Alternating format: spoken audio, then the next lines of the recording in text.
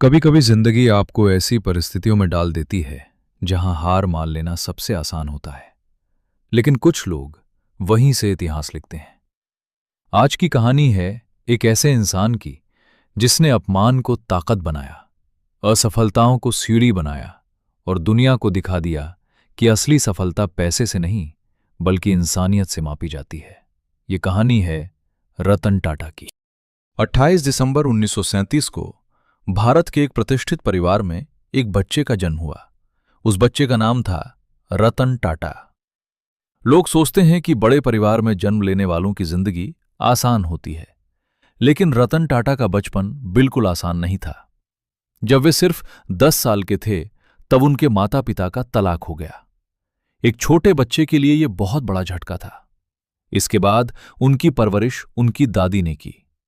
दादी ने उन्हें एक ही बात सिखाई, जिंदगी में चाहे जितनी भी सफलता मिले, इंसानियत कभी मत छोड़ना। यही सीख आगे चलकर उनकी सबसे बड़ी ताकत बनी। रतन टाटा पढ़ाई में काफी अच्छे थे। उन्होंने अमेरिका की प्रसिद्ध यूनिवर्सिटी कॉर्नल यूनिवर्सिटी से आर्किटेक्चर और स्ट्रक्चरल इंजीनियरिंग की पढ़ाई की। पढ़ाई खत्म होने के बाद उन्हें अमेरिका में अच्छी नौकरी के कई मौके मिले, लेकिन उन्होंने एक ऐसा फैसला लिया जिसने उनकी पूरी जिंदगी बदल दी।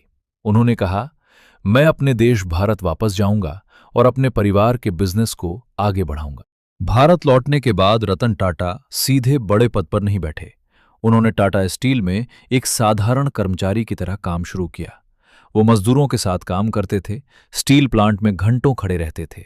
यहीं से उन्होंने सीखा, किसी भी कंपनी की असली ताकत उसके कर्मचारी होते हैं।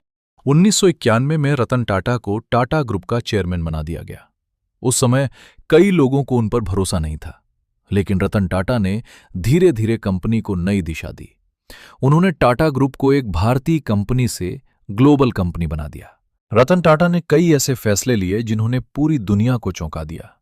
उन्होंने ब्रिटेन की luxury car company Jaguar land rover को खरीद लिया। बहुत लोगों ने कहा, एक भारतीय कंपनी इतनी बड़ी विदेशी कंपनी कैसे संभालेगी? लेकिन कुछ साल बाद यही फैसला टाटा ग्रुप की सबसे बड़ी सफलताओं में से एक बन गया। इसी तरह उन्होंने टाटा नैनो बनाई, दुनिया की सबसे सस्ती कार। उनका सपना था हर भारतीय परिवार के पास अपनी कार हो। रतन टाटा सिर्फ एक बिजनेसमैन नहीं है, वो एक बहुत बड़े दिल वाले इंसान भी हैं। टाटा ग्रुप की कमाई का बड़ा हिस्सा टाटा ट्रस्ट के माध्यम से गरीबों, शिक्षा और अस्पतालों के लिए खर्च किया जाता है। रतन टाटा हमेशा कहते हैं, अगर आप जल्दी चलना चाहते हैं तो अकेले चलिए, लेकिन अगर दूर तक जाना चाहते हैं तो साथ चलिए। रतन टाटा की कहानी हमें 3 बड़ी बातें सिखाती है। बड़े सपने देखो, मेहनत और ईमानदारी से काम करो, सफलता के साथ इंसानियत मत भूलो। आज रतन टाटा सिर्फ एक उद्योगपति नहीं, बल्कि पूरे भारत के लिए प्रेरणा है।